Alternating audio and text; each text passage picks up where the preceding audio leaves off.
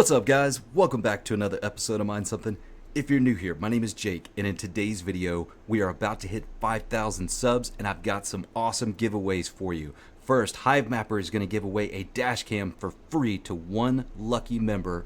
We're also giving away an RX 6600, and I've got some great merch from Cryptee from the Mindsum 10 store. So stick around for details on how to enter in that contest, and do me a favor before we get into the content, hit that like button. Let's get into it. There's a lot of news to cover today. We've got a ton on the agenda to get through, so I'm going to try and go through this pretty quickly. But just so you're aware, we're going to talk about the SEC and the Ripple lawsuit case being settled finally. We've got Alex Mashinsky getting arrested. We also have Polygon making some big changes, as well as Verus coin and the public blockchain as a service being relaunched. And lastly, I really want to talk about some of the River ASICs that have come out for Caspa. I know there's a lot of people that still have FOMO, and you probably want to know whether or not it's a good idea. So we're going to get into that towards the end. But lastly, we will cover the rules of how to enter the contest for the giveaway. So stick around till the end. First up, let's take a look at this article from Cointelegraph. We've got breaking judge rules XRP is not a security in the SEC's case against Ripple. Now, I'm sure most of you have already heard, but we'll cover some of the highlights here. Ripple Labs scored a victory in the United States District Court in the Southern District of New York on July 13th as Judge Annalisa Torres ruled partially in favor for the company in a case brought forth by the Securities and Exchange Commission dating back to 2020. According to documents filed on July 13th, Judge Torres has granted summary judgment in favor of Ripple Labs, ruling that XRP is not a security, but only in regards to programmatic sales on digital asset exchanges. However, the SEC also managed to notch a victory of its own, as federal judge has ruled that XRP is a security when sold to institutional investors, as it met the conditions set in the Howey test. The SEC lawsuit sought to compel Ripple to stop offering its XRP token under the premise that XRP was a security and thus required additional regulation. Per court documents viewed by Cointelegraph, defendant's motion for summary judgment is granted as to the programmatic sales, the other distributions, and Larson's and Garlinghouse's sales, and denied as to the institutional sales. Within a matter of minutes, the news broke. The price of XRP has capitulated from 45 cents to 61 cents. This puts the token up over 25% as of the time of this article's publishing. The case against Ripple has been ongoing since December of 2020, when the SEC sued Ripple and its two chief executives, Brad Garlinghouse and Chris Larson, over the allegations the company was offering an unregistered security. Over the past 3 years, the case has had its fair share of dramatic intrigue, including the release of Hinman documents and ongoing defiance in the face of the SEC's accusations from Garlinghouse. Along with the palpable movement demonstrated by the XRP token pumping on the news, the overall sentiment across the crypto community appears to be one of jubilation. Now, obviously, if we go back and we take a look at the bubbles here, you can see XRP is currently up 70%, XLM at 57%. Also, Cardano looking really good at 26%, Lido at 28%, Hex at 24%, and I saw Caspa in there a minute ago. I think it was about 4 or 5% as well. So overall, everything has picked up. The question is it going to continue? I think that this ruling by Judge Torres is really going to make the speculators come out and assume that if XRP can be declared a non-security, that they also stand a really good chance of being able to fight something like this in court as well. However, I think that this pump has the potential to be short-lived as well. There's a lot of macroeconomic things that are going on in the background. Now, if you pay attention to someone like Benjamin Cohen, you can see there's a very significant widening gap between the S&P 500 and global liquidity. And typically what happens is the S&P 500 will come back down and meet global liquidity as it goes down as well. But this may take some time. I think what my expectations are looking like is We may see some significant rallies mainly in the stock market, but now with this news, possibly in the crypto market as well. And we're probably going to top out somewhere around the end of September or maybe early October.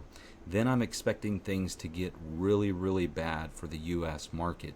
Now, that's just my expectations. It's kind of my base case, and everything is subject to change minute by minute.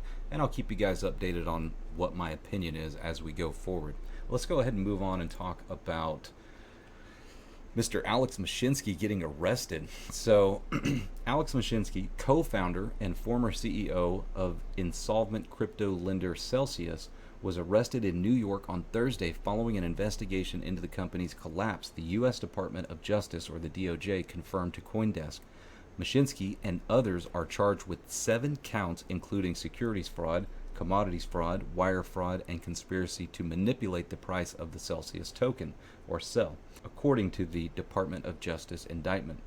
The indictment was accompanied by a slew of separate lawsuits against Mashinsky and Celsius by the U.S. Securities and Exchange Commission, Commodities Future Trading Commission, or the CFTC, and Federal Trade Commission, or the FTC. The lending platform filed for bankruptcy in July of 2022, and crypto consortium Fahrenheit recently won a bid to acquire its assets. In January, New York Attorney General Letitia James sued Mashinsky for allegedly misleading investors about the firm's health leading up to its bankruptcy filing.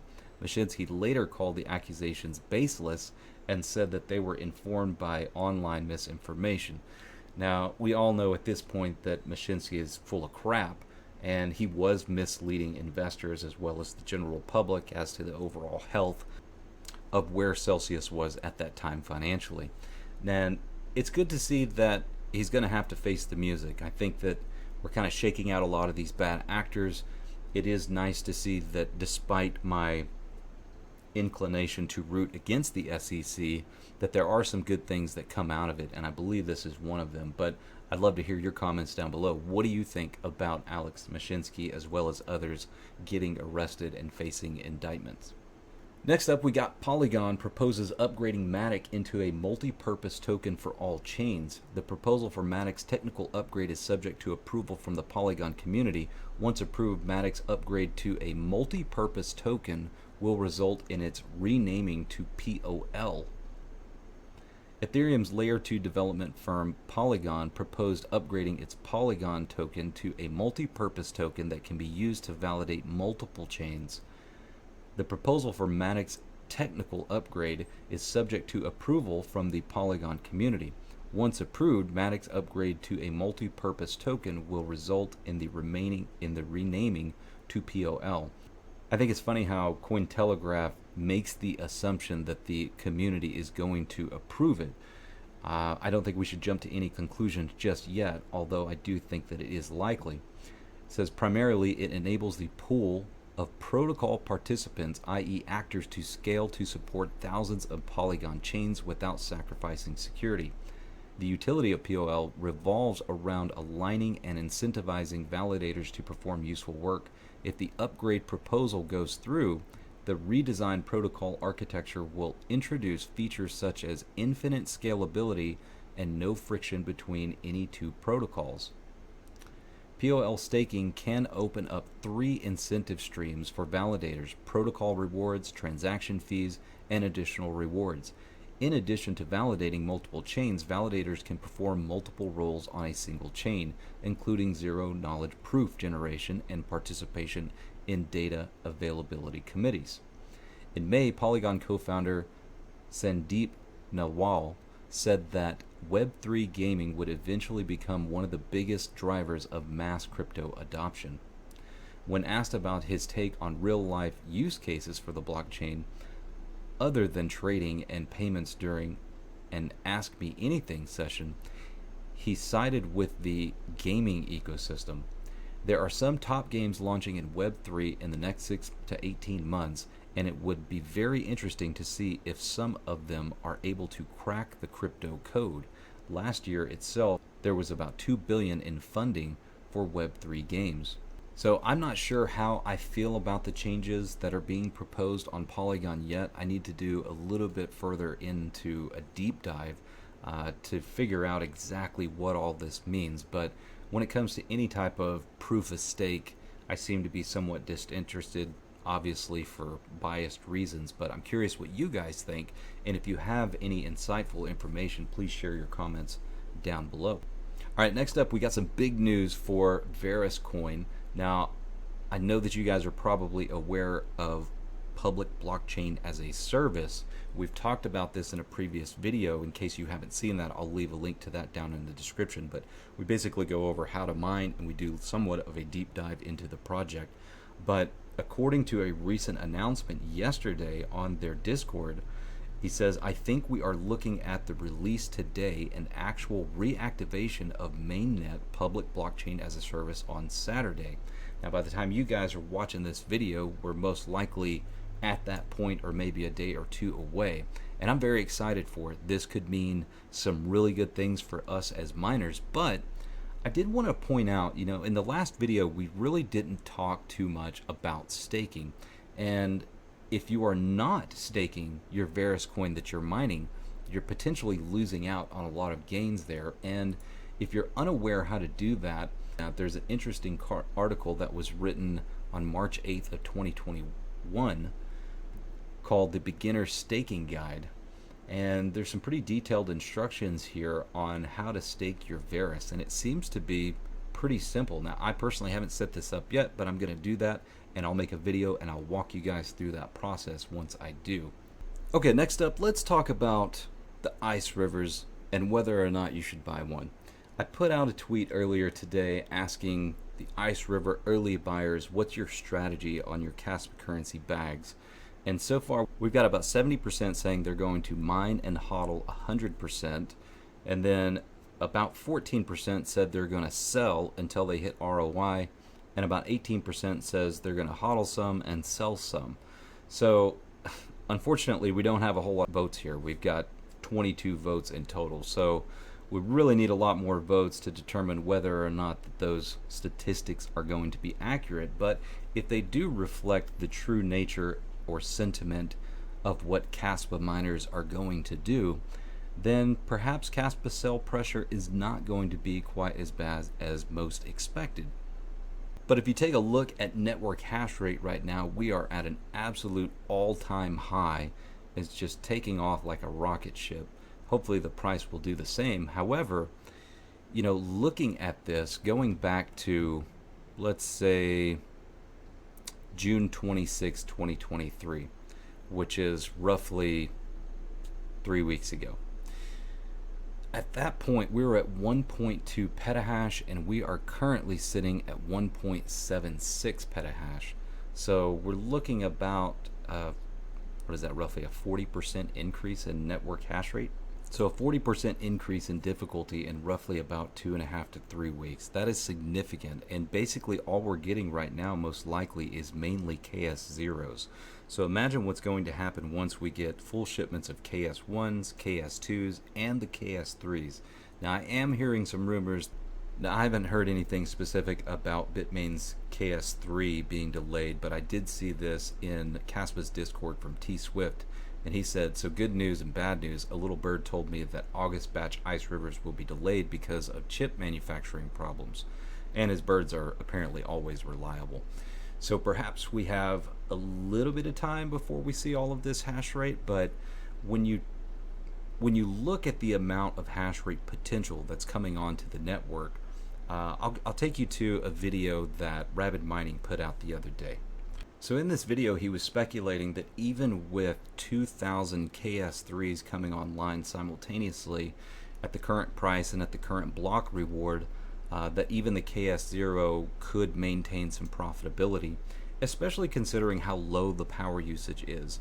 If you can find, let's say for instance, the ability to run that thing for free, 65 watts isn't much, so it wouldn't be hard to remain profitable. But the big question is how much Caspa are you going to yield, and is it worth spending, let's say, $1,000 to $1,500 on it now? Now, the whole having to pay tariffs and things like that, that was really kind of one of the things that turned me off from buying it. I probably would have if I known that my bottom dollar was going to be $1,000, but looking at 1,500 or more, it's kind of a tough pill to swallow, especially not knowing how many of these devices are going to get released. But I'm curious what you guys think. For those of you out there who have already purchased a KS0 that have not received it, when do you expect to receive it, and what do you think rewards are going to look like once you do? And for those of you that do currently have it, I'm sure that you feel pretty good about your purchase so far. I think you're going to hit your return on investment without too much of an issue. But going forward, you know, is it worth spending $25,000 to $50,000 on one of these miners, knowing that your reward is getting cut in half basically every couple of weeks? In fact, we can refer back to a video that Red Panda Mining put out about a month ago. And in that particular video, it was showing that the KS2 was yielding roughly 30,000 CASPA per day. And notice this says 1 month ago. And if we take a look at what the KS2 is doing right now, we're looking at 18,850 CASPA per day. And that's a significant reduction. We're almost at a 50% reduction in rewards in a month. And we've got a couple of months to go, perhaps, before we see any of these KS3s out in the wild. And if they do release, let's say, a ton of KS1s and KS2s prior to the release of the KS3, man, I personally didn't pull the trigger, and I think that should tell you what my opinion is. Now, without risk, there is no reward, or perhaps the greater the risk, the greater the reward. But for me personally, I'm just a little bit financially strapped, so I'm going to continue to hodl what I have and hope for the best. But enough about that. Who likes free stuff? How about a Hivemapper DASHCAM or an RX 6600 or some free merch from the store? Well, I got you covered, guys. We're going to get into the details of how to enter in the contest right now. So it's important to know we are going to use Comet Picker to pick the winners, but this only applies to those of you living in the US. I'm sorry for the rest of you that do not live in the US, but unfortunately tariffs are just going to make it too expensive to ship, so apologies.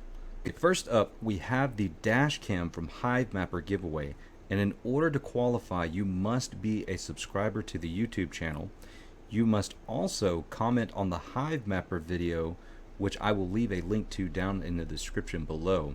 If you win, you will need to send an email to minesum10info@gmail.com.